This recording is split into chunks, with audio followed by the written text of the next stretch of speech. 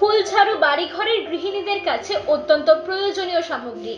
এই ফুলঝাড়ুর প্রভাব বিন্দুমাত্র হ্রাস পায়নি বর্তমান বিজ্ঞান যুগেও।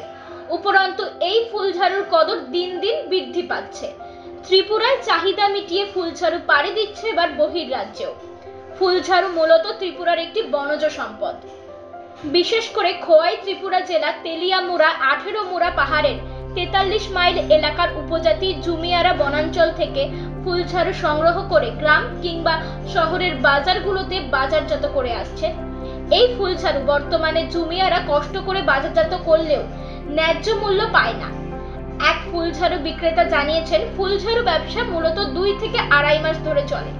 জুমিয়ারা প্রতি ফুলঝাড়ু 25 টাকা দরে বিক্রি করে শহরের ব্যবসায়ীদের কাছে। এবার শহরের ব্যবসায়ীরা সেই ফুলঝাড়ু বিক্রি করছে চড়া দামে, যা মানুষের ক্রয় করার ক্ষমতার বাইরে। জানা গেছে, বন দপ্তর এই বনজ সম্পদের উপর কোনো কর আরোপ করে না, যার ফলে শহরের ব্যবসায়ীরা এই ফুলঝাড়ু ব্যবসা করছে যে যার মতো। 25 টাকা। হ্যাঁ, এটা মার্কেট থেকে আমিও কিনছি, আর মার্কেট থেকে আমিও বেচছি।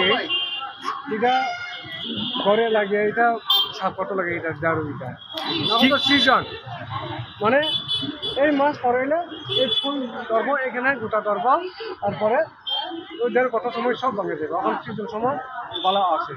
কিরকম চাহিদা মার্কেটে? মার্কেটে তো এটা তো মার্কেট বুঝে ঠিক না। ত্রিপুরা থেকে বিক্রম কর্মকারের রিপোর্ট, ইউ বাংলা টিভি।